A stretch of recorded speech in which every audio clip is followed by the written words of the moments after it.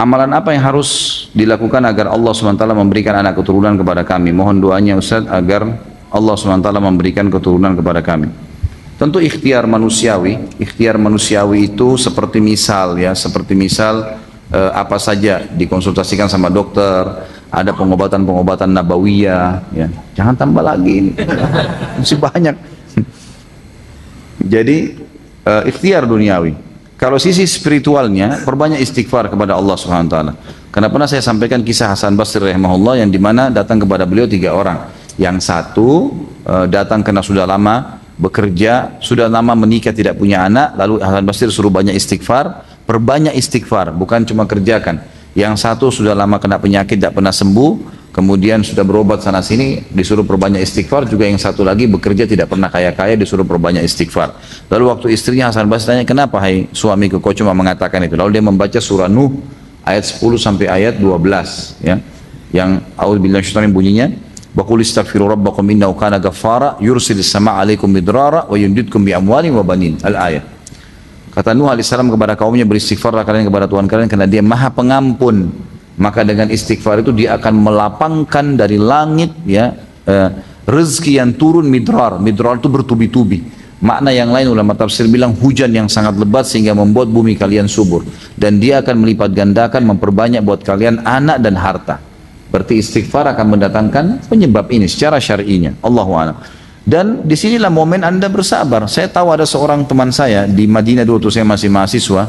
Beliau dari Mesir, seorang apoteker. Nah, seorang dokter. Beliau kerjasama sama teman saya orang Madinah untuk buka apotek dan sering ketemu. Kami bersahabat, makan sama-sama dan segala. Saya tahu dia menikah lebih dari 12 atau 15 tahun tidak punya anak. Padahal secara medis dia dokter sendiri. Dia juga dokter.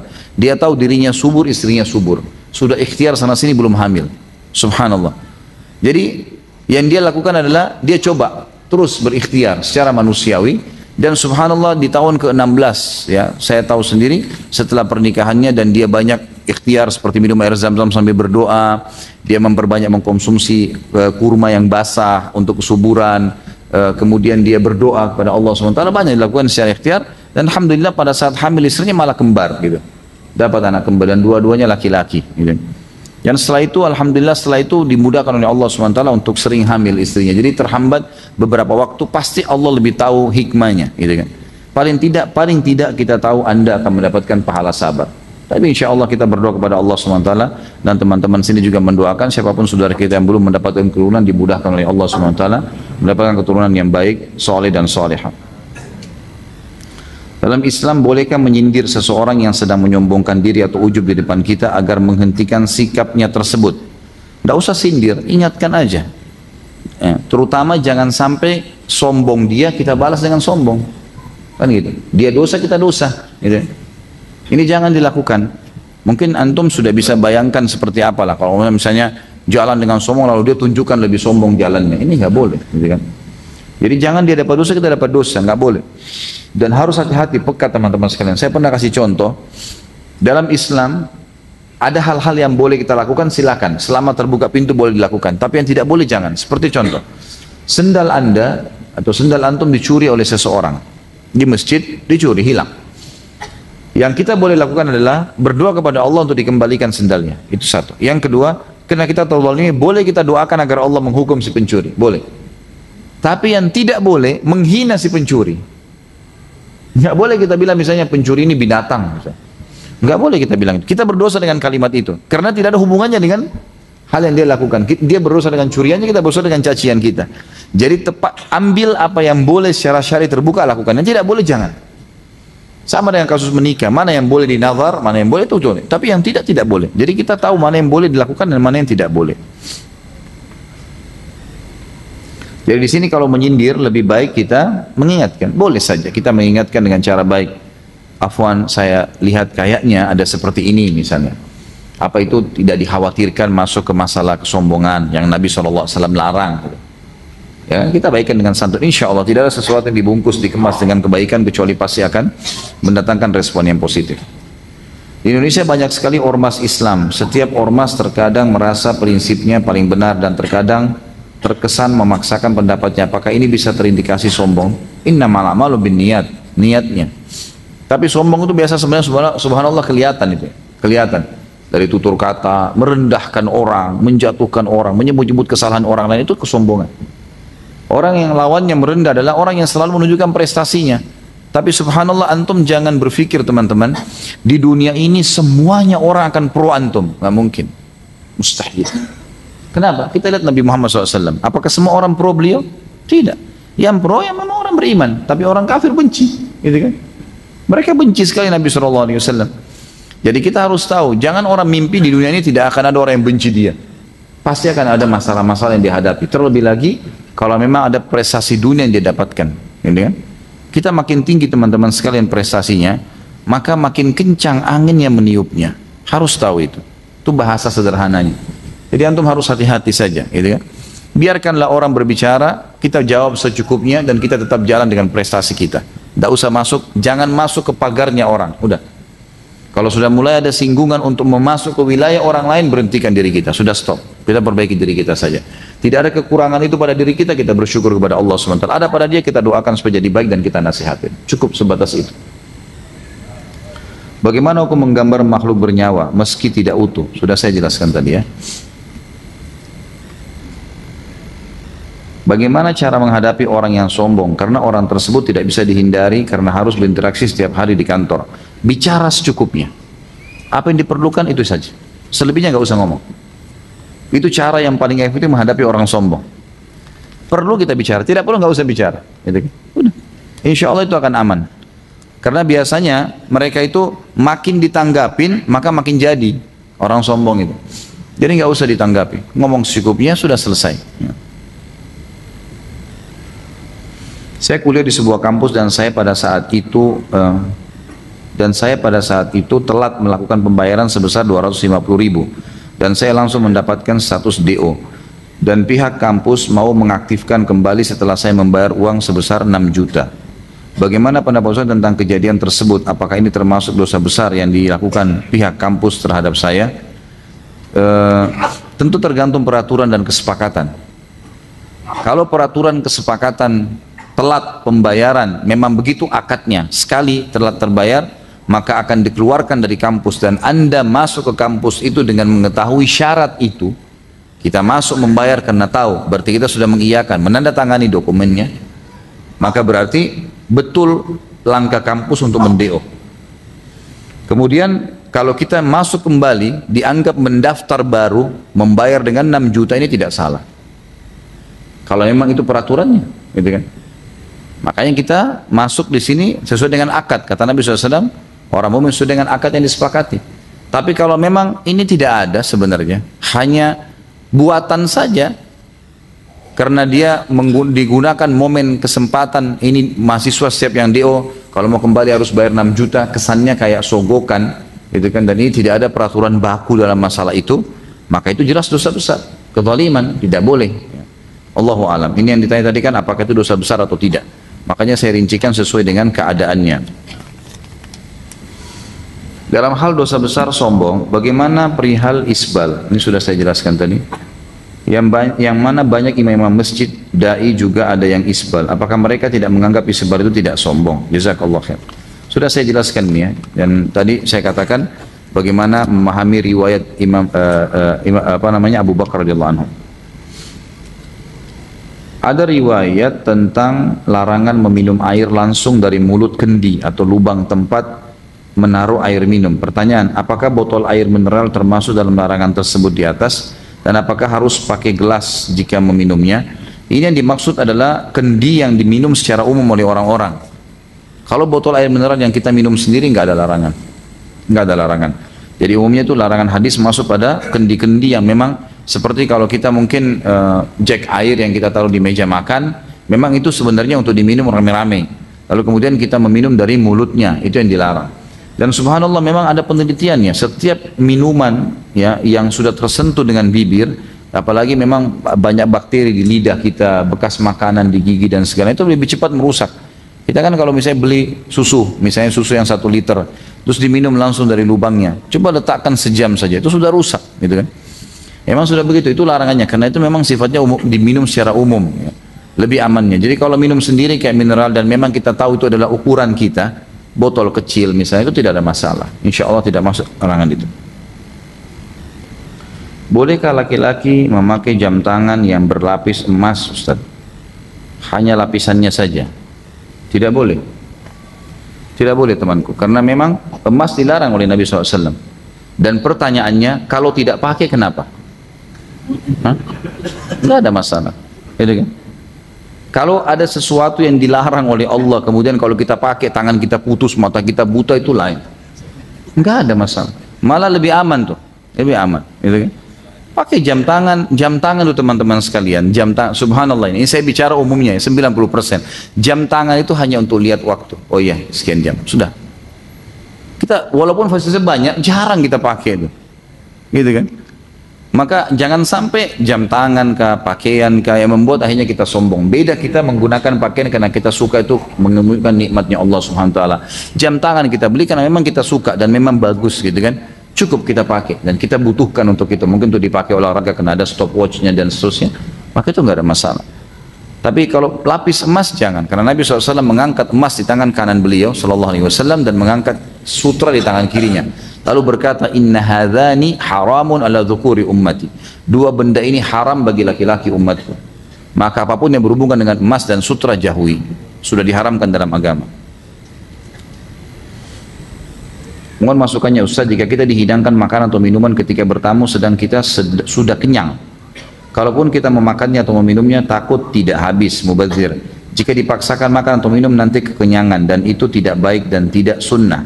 Bagaimana kita menolaknya? Kalau kita menolak takut tuan rumahnya tersinggung. Saya jawab dari yang terakhir. Tidak usah khawatir tuan rumahnya tersinggung, gitu kan? Kalau begitu kita masuk ke dalam rumah, tidak aib kita mengatakan, maaf, saya baru saja minum, nggak apa-apa. Jadi nggak usah dihidangkan apa-apa. Bisa kita bahasakan itu, nggak masalah, gitu kan? Kalaupun sudah dihidangkan, kita bahasakan baik-baik. Kalau saya sudah minum tadi, jadi saya kemungkinan tidak bisa habiskan minuman ini. Bukan aib ya kita membahasakan itu, dan bisa kita berikan masukan. Misal ada tanaman buah di depan rumahnya, sesuatu minuman yang manis teman-teman, itu subhanallah kalau disiram, dituangkan ke pohon buah misalnya, itu ada pengaruhnya. Ada pengaruhnya. Ada salah satu kerabat saya di Surabaya, dia madu yang cukup mahal pecah belingnya, kemudian dibawa sama dia. Apa namanya? Pecah terus ditaruh madu itu di pohon jambu di depan rumahnya, gitu kan? Dan subhanallah pada saat berbuah manis sekali, terasa kayak ada madu karena diserap oleh tanah itu kan. Jadi bukan mustahil minuman yang ada yang sisa dari tamu jangan dibuang begitu saja. Bisa kita tuangkan di tanaman ya. Itu juga diniatkan insya Allah untuk memberikan makhluknya Allah yang lain, bisa saja. Allahu a'lam. Itu yang saya tahu.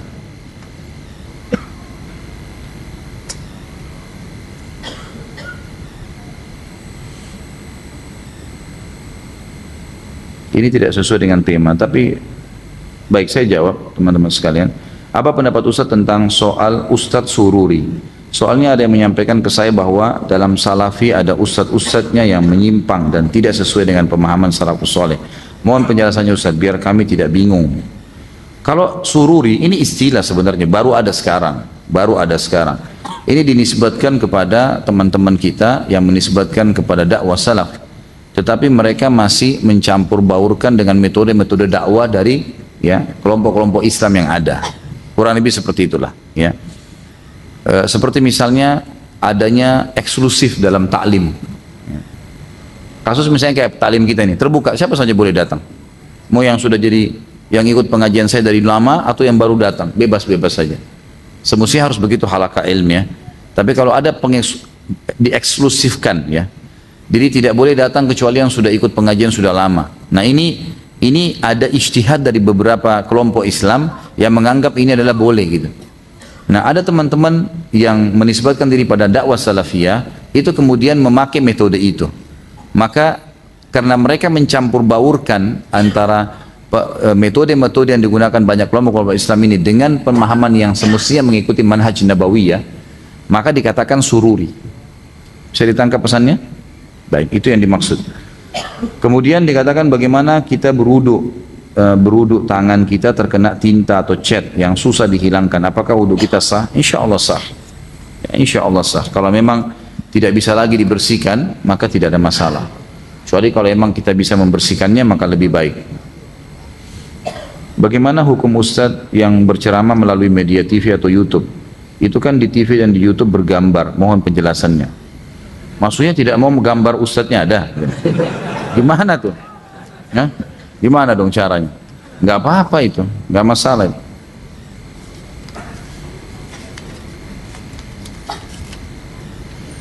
Ustadz, apakah sombong juga termasuk riya? Apakah orang yang tidak mau berdoa termasuk sombong? Jika belum punya anak lalu hanya pasrah mengharapkan takdir dengan pemikiran dikasih ya syukur dan enggak dikasih ya sudah, suka-sukanya Allah saja. Apakah ciri orang seperti ini termasuk sombong atau pasrah terhadap takdir? Ini sama saja kertasnya kecil tapi 3 pertanyaan. Baik. Apakah sombong itu termasuk riya, gitu kan? Tidak masuk, beda. Riya menghiasi ibadah karena makhluk.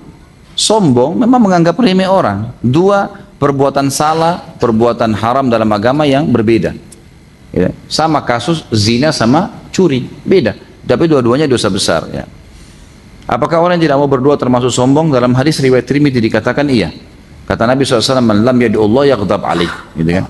Siapa yang tidak berdoa kepada Allah, maka Allah murka padanya. Hadis ini menjelaskan firman Allah Subhanahu wa taala yang berbunyi, "A'udzubillahi minasyaitonirrajim, innal ladzina yastakbiruna an ibadati." Dan orang-orang yang sombong dari ibadah kepadaku, kata ulama tafsir doa, ya. Tidak mau berdoa termasuk sombong. Jadi teman-teman, untuk menghindari masalah sombong dalam doa ini, begini caranya. Antum harus tahu, berdoa itu pada saat nikmat sedang memuncak, agar dipertahankan oleh Allah, lebih afdal dibandingkan musibah sedang datang minta agar dikeluarkan. Ini menjawab ya, pemikiran sebagian orang diantara kita, kalau dia lagi sehat nggak mau minta kesehatan. Salah nih. Minta kesehatan agar Allah pertahankan tuh. Minta agar Allah pertahankan ya penglihatan kita yang supaya tetap terang, pendengaran kita ya, seterusnya. Makanya Nabi SAW doanya, Allahumma matti'na bi asma'ina wa absarina wa quwwatina abadan ma abkaitana. Kata Nabi SAW, ya Allah, berikanlah kami selalu menikmati pendengaran kami, penglihatan kami, kekuatan fisik kami selama Engkau membuat kami hidup. Kita boleh minta, malah itu lebih bagus, lebih afdal. Tamak terhadap rahmat Allah boleh. Sudah kaya minta supaya diberikan kekayaan lebih diberkahi, sudah punya keturunan minta supaya diberkahi dan seterusnya. Itu boleh tamak terhadap rahmat Allah Subhanahu wa taala. Itu enggak masalah, ya. Jika belum punya anak tadi hanya harus pasrah saja atau dengan berpikiran dikasih ya syukur, ya enggak, ya enggak dikasih ya enggak. Ya ini tidak salah, dia tidak berdosa dengan itu. Tetapi ya Allah Subhanahu wa taala memberikan cobaan pada dia agar dia lebih dekat dengan Allah. Bukan malah dia jauh.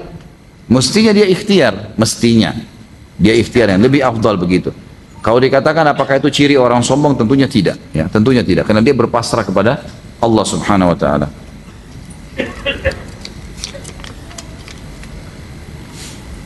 Kadang kita sudah mengenal sunnah dibilang sombong oleh orang awam yang belum mengenal sunnah. Contohnya kalau tidak mau bersalaman setelah sholat dan tidak berbaur bersama orang-orang yang masih isbal celananya.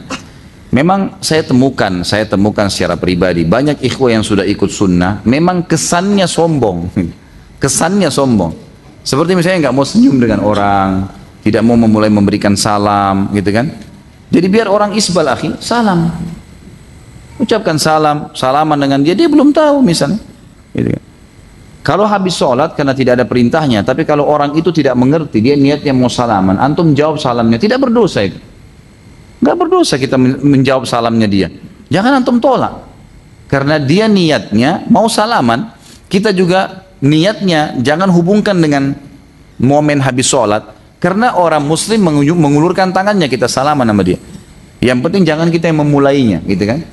Hanya seperti itu. Jadi kita bisa sebenarnya mengemasnya supaya dia tidak menjadi hal yang dilarang. Gitu. Bagaimana cara menghadapi orang yang sombong? Apakah harus kita sombongi juga? Tinggikan agar dia jerah. Ini sudah saya jelaskan tadi ya. Bagaimana jika kita hadapi adalah orang tua? Karena orang yang lebih tua kadang merasa lebih banyak pengalaman sehingga sedikit terbesit rasa sombong atau angkuh dengan pendirian dan pendapatnya dibandingkan dengan kaum muda. Sudah saya jelaskan ini semua tadi di awal pertemuan, di awal-awal pertanyaan tadi. Usahakan belajar untuk bisa menerima masukan dari siapapun. Itu harus kita belajar. Selama itu kebenaran, gitu kan? Terima saja, nggak masalah. Apakah di medan perang kita dibolehkan sombong untuk pamer kekuatan kepada musuh? Sudah saya jelaskan tadi nih ya. Bagaimana jika di dalam suatu ajang kejuaraan, misal untuk menakut-nakuti musuh lawan kita, boleh kita sombong untuk menurunkan mental musuh? Nggak usah sombong, menunjukkan praktek gerakan-gerakan boleh, gitu kan? Boleh saja. Tapi Allahu alam, yang saya lihat, kalau saya pribadi berpendapat, kalau sudah di ajang duel antara muslim sama non muslim di kejuaraan, boleh sama dengan di kancah peperangan. Kalau saya melihatnya pribadi ya, karena ini sudah menunjukkan antara kekuatan muslim atau dengan non muslim. Allahu alam. Saya pribadi melihat itu. Saya tidak melihat kesombongan. Karena ini sudah masuk dalam menunjukkan kekuatan. Karena Allah mengatakan dalam Al-Qur'an, "A'udzubillahi minasyaitonir wa iddu lahum mastata'tum min quwwah." Jadi tunjukkanlah, siapkanlah apa yang kalian mampu dari kekuatan untuk menghadapi musuh-musuh Allah itu. Ini Allah alam yang saya lihat, kalau sudah kejuaraan mudah-mudahan bisa ya, tidak masalah. Tetapi kalau antum masih bisa mengontrol dengan cara menunjukkan beberapa atraksi yang tujuannya untuk menunjukkan saya juga punya ya kemahiran di sini misalnya, maka itu nggak masalah. Lebih baik. Slogan atlet untuk memenangkan suatu pertandingan biasanya dimotivasi dengan semangat ngotot dan pantang menyerah. Apakah hal atau sifat ini termasuk sombong? Karena ada pepatah bilang di atas langit masih ada langit. Allahu alam, saya sarankan untuk jangan.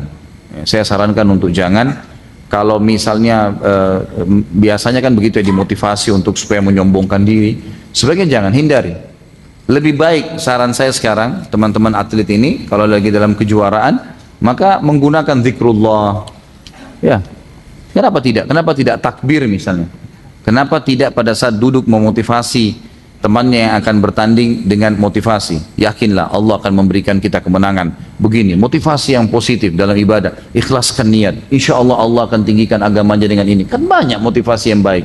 Jadi tidak usah slogan kata-kata kotor. Karena saya tahunya begitu. Kadang-kadang juga ada orang kata-kata kotor diucapkan untuk membuat si orang ini emosi, nanti bisa melawan musuhnya. Dan saya yakin teman-teman yang belajar bela diri juga tahu, orang kan makin bisa terkontrol emosinya, maka makin terkontrol ya keterampilannya, gitu kan. Kalau tidak terkontrol ini, maka akan jadi masalah buat dia. Kalau posisinya anak lalu ingin berangkatkan umroh haji orang tua yang masih hidup, tapi anak belum haji dan umroh, dan biaya yang ada hanya untuk 2 orang, bagaimana? Anak itu sendiri berangkat dulu, walaupun orang tuanya. Kenapa? Karena yang wajib sekarang siapa? Hah? Si anak punya uang, orang tuanya nggak punya uang. Sekarang bisa cukup untuk haji. Siapa yang wajib pergi haji? Si anak. Orang tuanya nggak ada kewajiban. Antum harus dahulukan diri. Setelah antum haji, tahun depan hajikan orang tua, silakan. Oh, kalau saya sudah haji orang tua saya nggak bisa, nggak masalah. Karena yang wajib anda, bukan dia, gitu kan? Walaupun itu orang tua. Dan ini dihubungkan dengan bahasan tadi yang saya sudah jelaskan.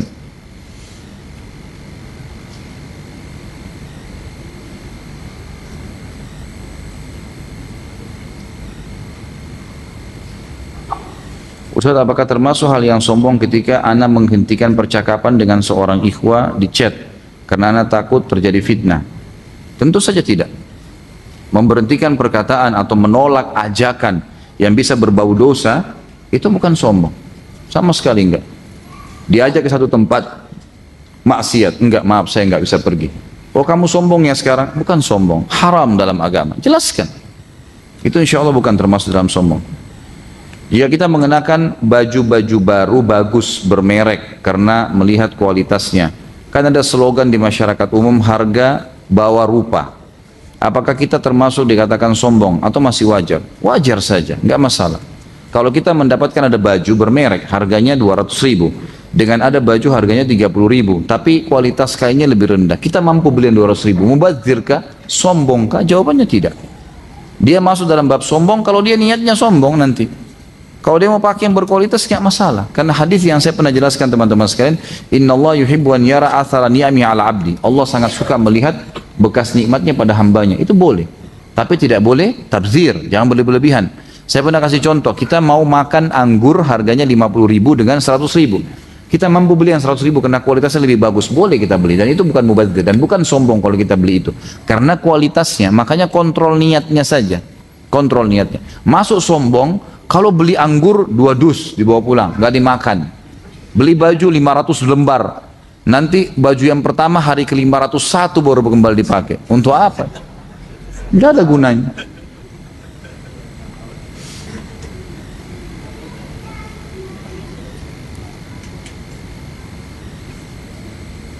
Rasulullah SAW mengajarkan kepada kita untuk buang air dengan jongkok. Bagaimana apabila biasa duduk, jadi nggak bisa jongkok? Apakah sombong? Sebenarnya teman-teman sekalian, yang dimaksud dengan duduk di sini ya, dalam hadis jongkok itu adalah sama dengan duduk, kata ulama. Nggak ada bedanya. Itu sama dengan duduk. Cuman memang di zaman Nabi SAW karena posisi seperti kalau WC kita zaman dulu belum ada jongkokan. A'azzakumullah, semoga Allah muliakan anda karena kita bicara masalah WC. Maka tidak ada masalah, karena jongkok di zaman dulu tuh memang tidak ada momen untuk alat seperti duduk kayak kita sekarang. Kata ulama, dengan adanya duduk sekarang sama saja, intinya tidak berdiri. Karena lawan berdiri, jongkok atau duduk kan sama gitu. Jadi dua-duanya insya Allah masuk. Jadi tidak ada masalah. Allahu a'lam, yang saya tahu masalah ini. Baik, ini saya tidak bisa baca semua teman-teman, saya akan tambahkan 1-2 saja.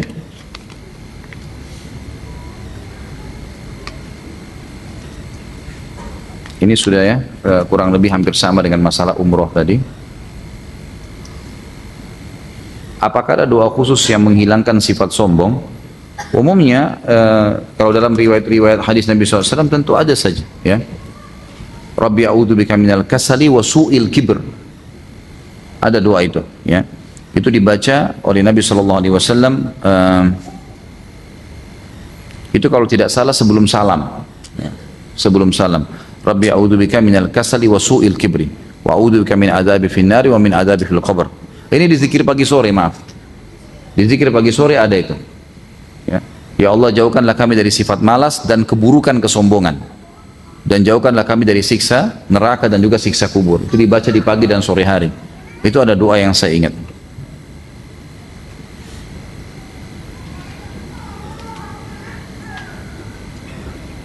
Ustadz, ulama atau keluarga Raja Arab yang saya lihat di TV atau foto terlihat jubahnya masih isbal, dan isbal itu tanda kesombongan dan tidak disukai Allah.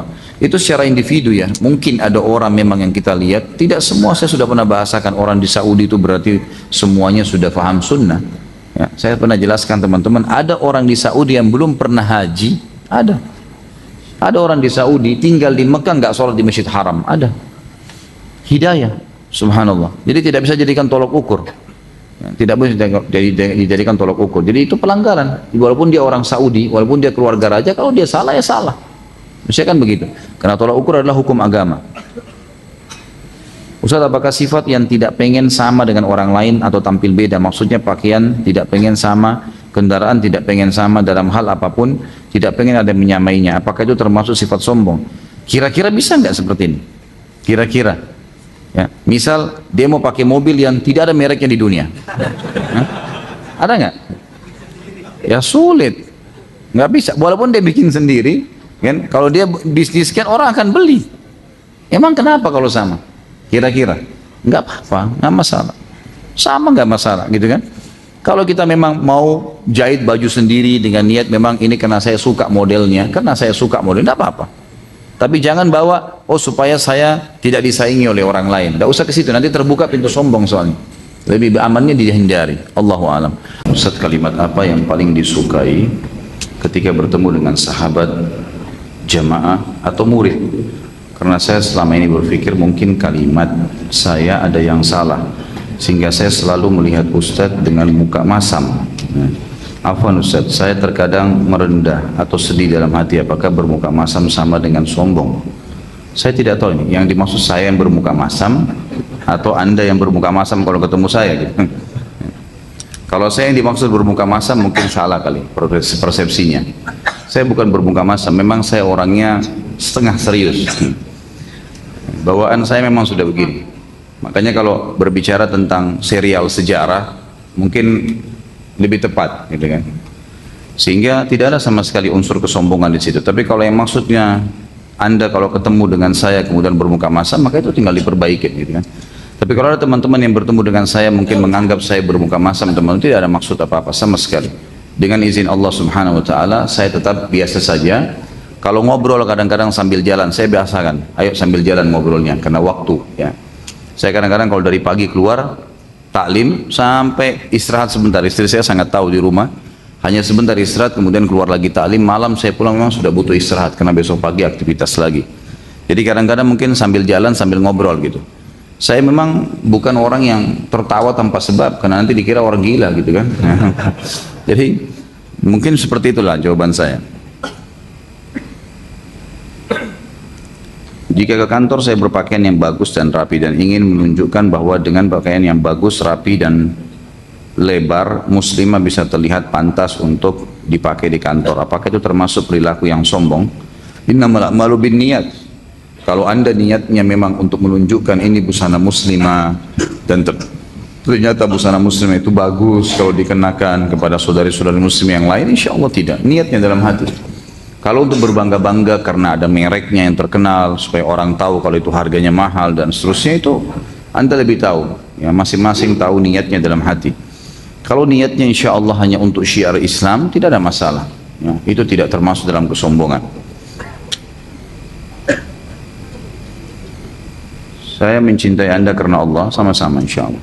Semoga Allah menjaga Anda. Doakan kami yang hadir di sini supaya Allah memberikan istiqomah pada diri kami dalam menuntut ilmu di majelis ilmu dan memberkahi ilmu yang telah kami dapatkan.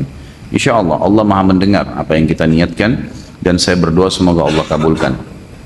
Seringkali penyakit sombong dan sejenisnya hadir dalam hati, akan tapi tidak selalu dalam setiap perkara yang saya amalkan. Karena sombong ini masuk ke dalam dosa besar. Bagaimana cara kami menghapus dosa itu? Mengingat kadang-kala kesombongan itu muncul lagi di lain waktu dan terjadi begitu saja tanpa rencana. Seperti umumnya semua sifat buruk teman-teman sekalian, oleh syaitan dibisikkan supaya keluar. Kasus misalnya saya kasih contoh pernah riya. Riya itu kan memperindah ibadah karena Allah, gitu kan? Maka dia akan selalu dilintaskan oleh syaitan di setiap awal amal. Di setiap awal amal pasti tidak ada ibadah itu yang tidak dilintaskan riya oleh syaitan, karena riya adalah jalan pintas untuk membatalkan ibadah kita. Kata Nabi SAW, al-yasiru minar riya syirkun, sedikit saja dari riya sudah cukup menjadi syirik, sudah cukup menjadi syirik. Jadi syaitan akan terus menanamkan atau mendatangkan di benak kita masalah riya ini misalnya. Maka tergantung kita mengiyakan atau tidak. Kalau kita mengiyakan, mengikuti alur fikiran yang setan bisikkan dari riya itu, maka kita jadi riya, gitu kan? Misal berdoalah lebih lama sebab orang di sebelah kamu lagi lihat misalnya, atau sujudlah lebih lama, atau apalah yang dibisikkan sama dia. Lalu kita memang, oh iya ya, biar saya dilihat deh, biar teman-teman saya tahu, biar gini. Maka kita bawakan diri kita ke arus itu, maka jadi riya. Kalau enggak. Sama dengan kasus sombong, sama kasus sombong. Syaitan akan bisikkan di benak kita. Makanya tadi bahasanya di sini, saya kadang-kadang tidak rencanakan. Memang itu tidak direncanakan. Kalau ada orang rencanakan itu sudah sangat buruk ya. Tapi kalau orang tidak rencanakan terlintas, memang syaitan berusaha agar muncul sombongnya. Tinggal kita mengiyakan atau tidak, gitu kan? Jangan diikuti alur itu. Kita lagi jalan, tiba-tiba syaitan mengatakan suara sepatumu kalau kedengaran orang-orang tahu kau pakai sepatu baru, gitu kan? Lalu kemudian kita melawannya, kita malah merendahkan. Jadi supaya tidak bunyi suara sepatu itu, kita jalankan lebih pelan misalnya, kita melawan itu. Maka tidak ada dosa yang kita bisa dapatkan, tidak ada dosa yang didapatkan di situ. Jadi sebenarnya tergantung kita bagaimana mengontrol diri kita. Memang seorang mukmin harus jeli ya. Kenapa teman-teman sekalian kita harus selalu baca basmalah setiap kali mau makan? Kenapa enggak sekali seumur hidup? Kenapa kita selalu kalau mau tidur baca doa, bangun tidur baca doa, setiap kali masuk kamar mandi baca doa, setiap kali keluar baca doa? Padahal sebenarnya kamar mandi itu mungkin ya sama kamar mandi di kamar tidur kita. Tapi setiap masuk baca, setiap keluar baca. Karena memang kita butuh selalu kontak dengan Allah Subhanahu wa taala, tidak cukup dengan sekali. Begitu pula dengan syaitan menggoda manusia, dia akan ikuti setiap kesempatan untuk bisa menyelipkan, maka dia akan selipkan. Allahu a'lam, itu yang saya tahu. Jadi memang kalau dia terlintas dari syaitan, tinggal ditepis dan dilawan, jangan diikutin. Jika kita menampakkan amal baik kepada orang lain,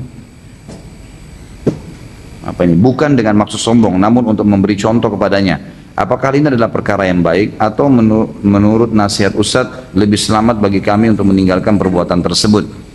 Jadi kalau misal momennya bertepatan antara sebuah ibadah yang akan kita kerjakan dengan mengajak orang, insya Allah ini akan jauh dari sombong. Seperti misal, kita lagi di kantor, pas azan sudah masuk duhur, lalu kita berdiri dan mengajak teman-teman, ayo sholat yuk, sudah duhur, misal. Niat kita memang mengajak mereka sholat. Ini kan momennya bertepatan dengan, memang ada ibadah pada saat itu. Ini insya Allah akan lebih aman, jauh dari kesombongan. Dan ini menurut saya Allah alam tidak ada masalah. Tidak ada masalah. Lagi ada orang miskin, lagi lewat, lalu kita memberi sedekah, kemudian kita mengatakan agar teman-teman termotivasi, ayo bantu yuk. Bisa tujuannya untuk mereka mengeluarkan, gitu kan? Kapan lagi nih bersedekah, motivasi mereka, tidak ada masalah. Yang jadi masalah teman-teman, kalau antum menyebutkan sebuah ibadah bukan pada momennya, kan gitu. Misal tidak ada apa-apa nih, ya, tiba-tiba saja kita membicarakan, saya sebentar akan sholat di masjid ini, misal. Ini kalau ada yang mau ikut bilang ya, nanti saya ingatkan.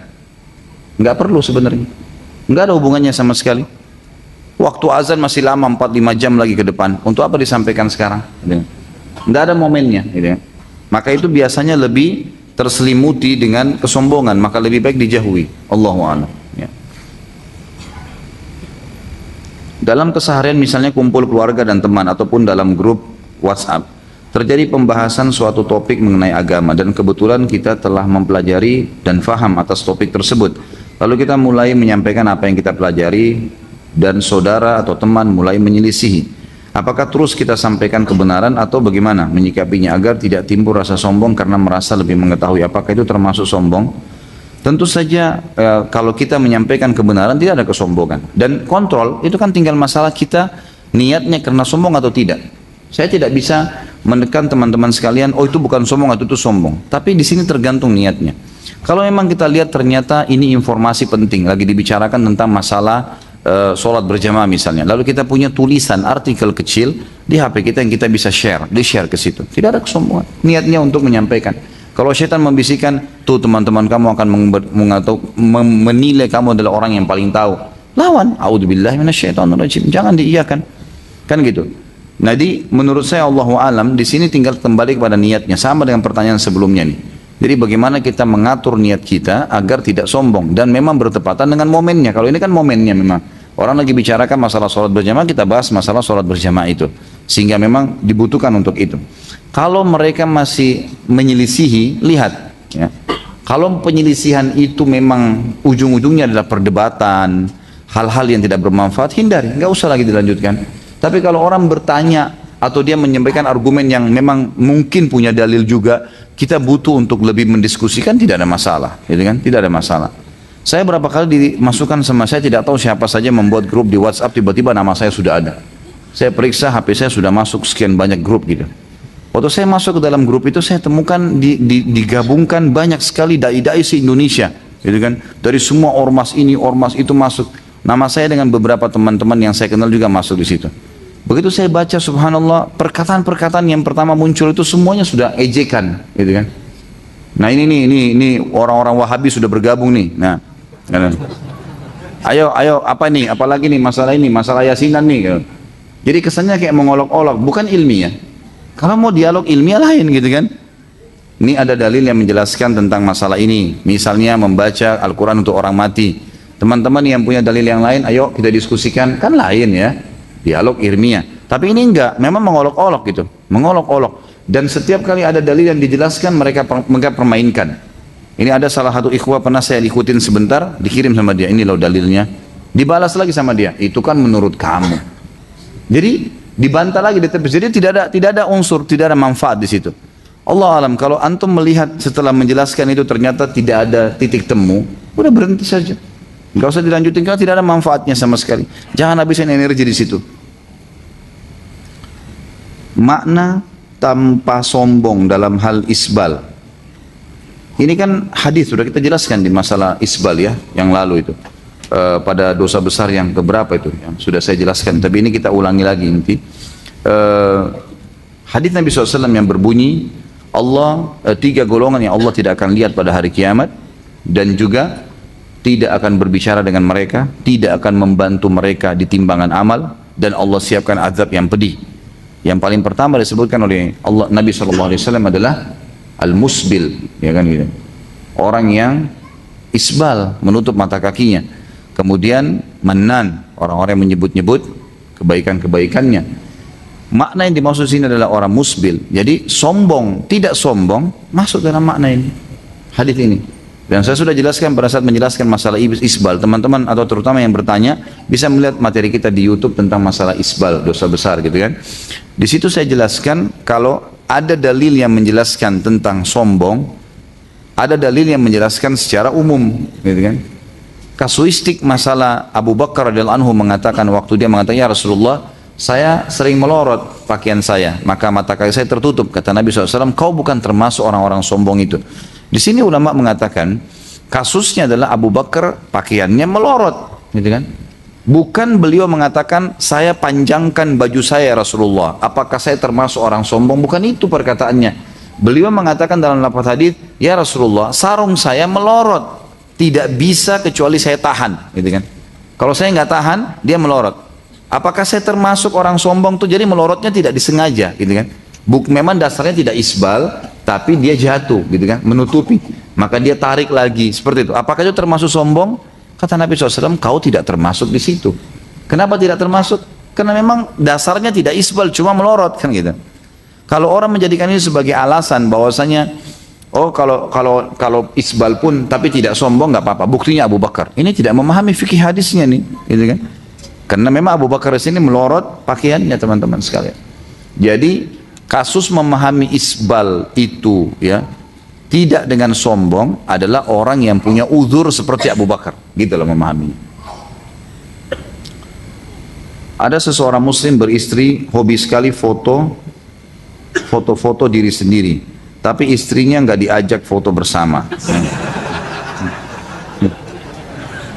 Ini mulai lagi nih ya. Hobi mengedit foto di laptop. Apa ini? Dan laptopnya penuh dengan foto suami bersama wanita-wanita yang bukan muhrim. Ya. Saya lupa baca Al-Quran. Apa ini? Sudah lupa baca Al-Quran, lupa istri, tidak ditiduri, lupa ibadah, kemudian foto bebe disebar di media sosial seperti WA dan seterusnya lah. Ya.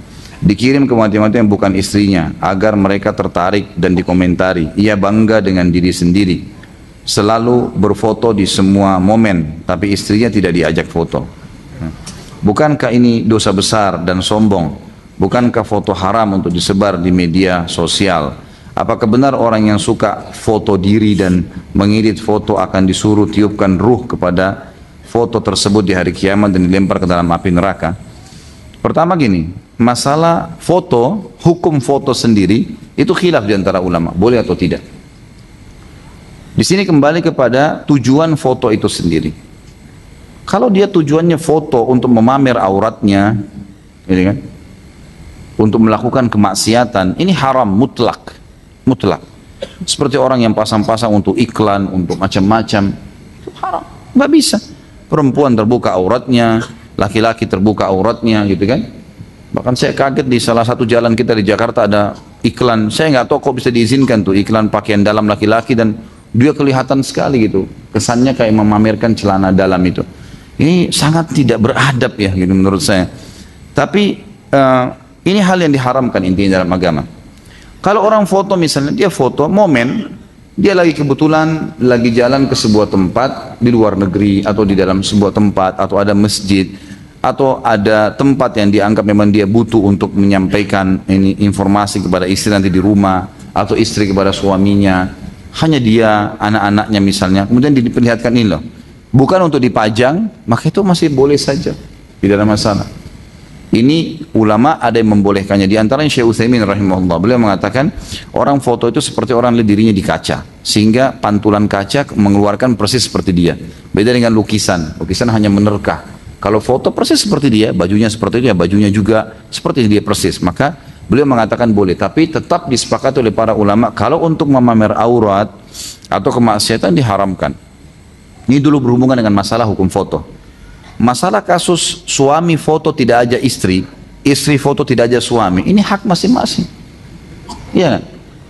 Susah kalau setiap kali suaminya mau foto harus panggil istrinya gitu. Kalau istrinya lagi di Surabaya, suami di Jakarta, masa beli tiket pesawat, kan tidak mungkin. Atau terbalik, istrinya lagi mau foto dengan ibunya, kemudian suaminya harus hadir. Ini sulit ini, jangan dipersulit. Nggak perlu. Jadi tidak harus selamanya ajak pasangan, gitu kan? Tapi kalau foto bersama, ini kalau pendapat Syekh Utsaimin rahimahullah tadi masih boleh, tapi dia tidak pajang, dia simpan untuk kebutuhan dia. Misal seorang suami pada saat dia keluar negeri, dia rindu sama istri, dia lihat foto istrinya, dia lihat foto anaknya, tidak ada yang larang masalah ini. Setahu saya Allah tidak dilarang, asal dia tidak memajangnya, dia tidak memperlihatkan kepada teman-temannya, ini loh foto pasangan saya misalnya, nggak perlu gitu kan. Tapi mungkin dia perlihatkan, ada yang tanya, gurunya tanya, foto anaknya di mana? Ini foto anak saya masih kecil, si fulan namanya, doakan ya misalnya. Sama saja dengan anaknya dibawa langsung misalnya, kan gitu. Jadi ini semua hal-hal yang masih boleh, tidak ada masalah. Tapi jangan dipaksain untuk selalu sama-sama. Tinggal masalah hukum, bagaimana kalau mengirim foto untuk lawan jenis yang bukan mahram. Dan ini bahasanya bukan mahram, bukan muhrim. Muhrim ini orang pakai baju ihram, gitu. Muhrim. Kalau yang tidak boleh dinikahi, mahram, diganti u-nya jadi a, gitu ya. Mahram ini ya kalau mengirim foto dengan yang bukan mahram tergantung. Kita lihat dulu apa tujuannya. Misal ada seseorang mau menikah, kemudian dia harus memberikan biodata kepada calon yang akan dia menikah dengannya. Kebetulan tempatnya berjauhan, dia harus memberikan, ini foto saya, ini biodata saya. Allahu alam, yang saya tahu, yang saya konsultasikan dengan beberapa ulama, ini tidak ada masalah. Karena memang keadaannya sekarang sudah ada teknologi, gitu kan. Maka boleh, niatnya untuk itu. Niatnya untuk itu.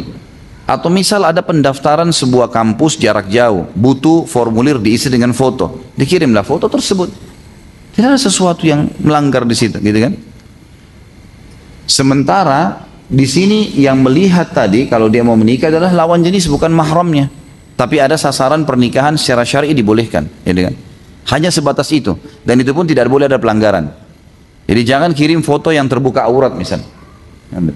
Kalau mau nazar yang sebenarnya, ya lihat nanti yang misalnya dibolehkan dalam pendapat sebagian ulama fikih, kalau orang melihat wanita, maka si wanita boleh kalau nazar dengan ada mahramnya di rumahnya, itu memperlihatkan beberapa helai rambutnya, gitu kan? Dengan tetap ada kudung misalnya. Kalau niatnya memang sudah nazar untuk nikah, gitu kan? Itu boleh. Tetapi tidak boleh mengirim foto yang tidak tutup aurat misalnya. Kan gitu. Ini kalau seandainya mau nikah. Tapi kalau selain ini niatnya memang untuk tadi misalnya dikomentari supaya dikatakan ini ganteng lah atau ini cantik lah, ini semua tidak boleh secara syar'i. Tidak boleh, haram agamanya. Ini poin sendiri lagi, gitu kan? Jadi perilaku suaminya ibu, semoga Allah berikan hidayah, salah kalau di sini. Tinggal pertanyaan selanjutnya lagi adalah masalah, bukankah itu sombong dan bangga diri? Masuk dalamnya. Kalau dia pamer-pamer dirinya, masuk dalam bangga diri. Dia kirim foto kepada yang bukan mahram, maka itu juga dosa. Jadi ada dosa yang lain di situ, numpuk antara dosa. Masalah kasus foto nanti orang disuruh beri ruh, itu yang lebih tepatnya patung, lukisan, itu memang ada hadisnya. Ini pendapat Allahu alam, saya pun berpegang pada ini ya. Saya masih berpegang pada pendapat-pendapat diantaranya Syekh Utsaimin rahimahullah yang tidak mengharamkan mutlak foto kecuali dalam keadaan-keadaan tadi yang saya sebutkan. Memang ada ulama yang tidak membolehkan sama sekali gitu. Tapi ini akan kesulitan karena misal kita butuh foto untuk ijazah, untuk akte lahir, untuk paspor. Banyak sekali yang dibutuhkan. Maka berarti pendapat yang lebih bijaksana adalah boleh, tapi pada momen-momen yang benar. Kalau tadi hadis yang dimaksud itu dikasih ruh adalah patung jelas dengan lukisan yang sifatnya memang nyawa, ya dan utuh. Karena ulama mengatakan kalaupun ada orang membuat karikatur dan wajahnya tidak ada, maka itu tidak termasuk gambaran manusia makhluk. Dianggap cuma sekedar gambar biasa. Wajahnya bulat misalnya, cuma dibuat gambaran ini loh manusia, gitu kan? Ini loh seperti ini gambaran buaya misalnya, cuma gambar sepintas tidak ada wajah. Cuma seperti itu. Walaupun sebenarnya lebih tepat sekarang kita harus tinggalkan aja. Kita lebih baik menggunakan foto asli. Ini loh foto. Ini buaya yang ini dalam pendidikan. Ini loh kuda itu yang ini, singa itu yang ini, kan sudah bisa langsung bisa cuplikan gambar bergerak ataupun foto asli, itu lebih tepat.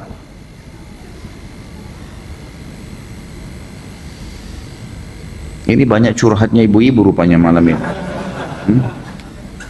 Jika suami suka menonton TV, chatting mesra dengan wanita yang bukan istrinya, bahkan sudah berhubungan intim lewat media sosial, berfoto-foto berdua-duaan dengan wanita yang bukan istrinya, suka memandang wanita yang bukan mahram, bukankah ini dosa besar atau haram? Padahal rajin qiyamul lail dan hadir ke majelis ilmu, sudah dinasihatin istrinya berkali-kali tapi tidak gubris. Apa yang harus dilakukan? Ya kalau dia tidak mau menerima nasihat istrinya pada saat dia salah, ini sombong, nggak boleh. Gimana caranya orang bertahan? Teman-teman sekalian, termasuk hal yang bisa menghilangkan kesombongan adalah berusaha untuk mendengar nasihat dan masukan dari siapapun. Walaupun itu orang, misalnya seorang bos punya bawahan, walaupun itu misalnya istri yang dianggap di bawah naungan suami, walaupun itu anak yang memberikan masukan kepada orang tua, mestinya bisa gitu. Saya mengambil pelajaran besar dari ayah saya, semoga Allah jaga beliau.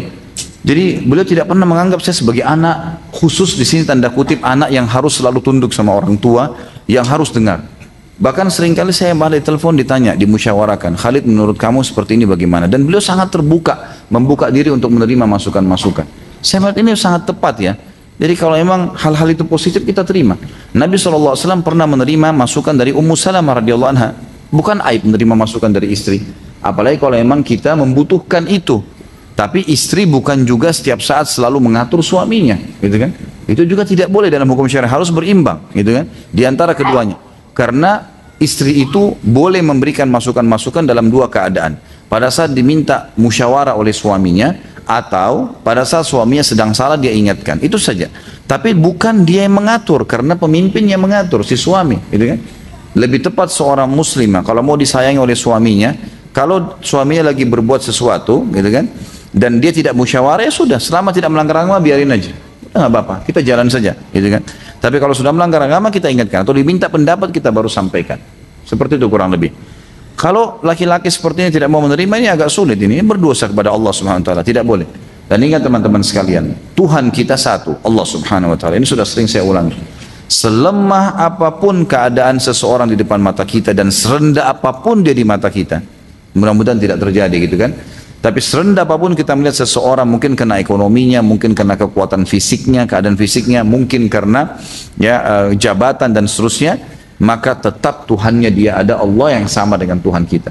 Kapan kita menghukum dia dengan zalim atau menyombongkan diri terhadapnya, maka pastikan Allah Azza wa Jalla akan menghukum kita. Saya sudah pernah kasih contoh, jangankan manusia, kucing lewat kita tendang, Allah bisa menghukum kita. Karena Tuhannya kucing itu Allah dan sama dengan Tuhan kita. La ilaha illallah.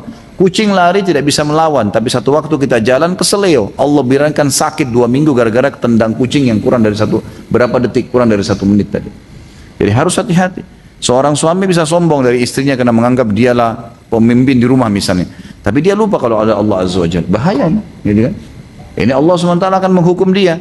Begitu pula dengan atasan, begitu pula dengan yang lainnya. Allahu a'lam. Saran saya adalah ibu doakan, nasihatin, tidak usah putus asa, tapi dengan cara yang santun, gitu kan.